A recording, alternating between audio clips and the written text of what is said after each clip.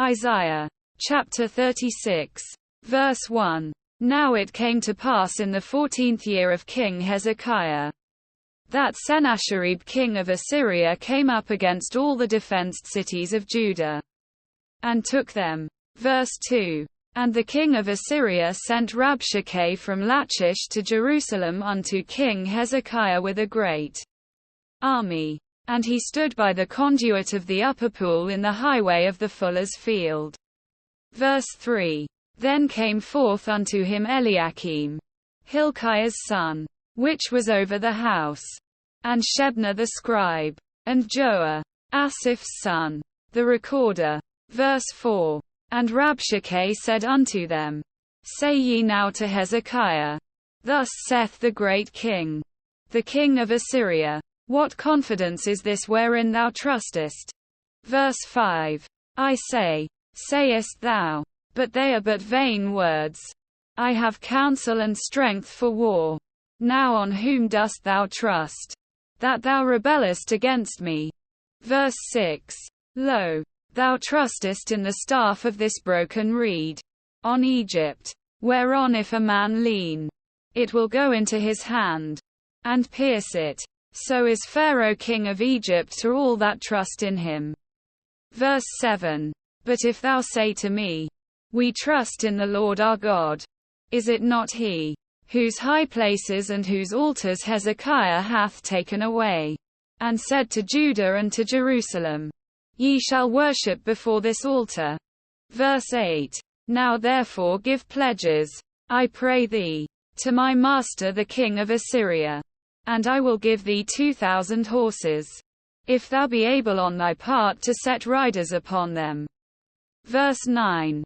How then wilt thou turn away the face of one captain of the least of my master's servants, and put thy trust on Egypt for chariots and for horsemen? Verse 10. And am I now come up without the Lord against this land to destroy it?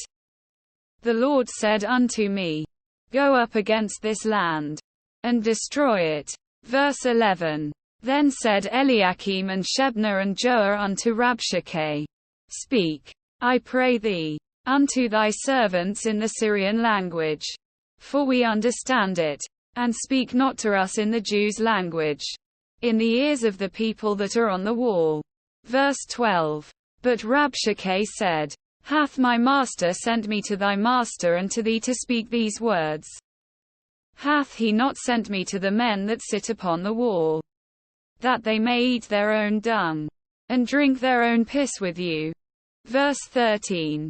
Then Rabshakeh stood, and cried with a loud voice in the Jews' language, and said, Hear ye the words of the great king, the king of Assyria. Verse 14. Thus saith the king, Let not Hezekiah deceive you, for he shall not be able to deliver you. Verse 15. Neither let Hezekiah make you trust in the Lord, saying, The Lord will surely deliver us. This city shall not be delivered into the hand of the king of Assyria. Verse 16. Hearken not to Hezekiah, for thus saith the king of Assyria, Make an agreement with me by a present, and come out to me, and eat ye every one of his vine, and every one of his fig tree, and drink ye every one the waters of his own cistern. Verse 17. Until I come and take you away to a land like your own land, a land of corn and wine, a land of bread and vineyards. Verse 18. Beware lest Hezekiah persuade you, saying, The Lord will deliver us. Verse 19. Where are the gods of Hamath and Arphad? Where are the gods of Sepharvaim? And have they delivered Samaria out of my hand? Verse 20. Who are they among all the gods of these lands, that have delivered their land out of my hand, that the Lord should deliver Jerusalem out of my hand? Verse 21.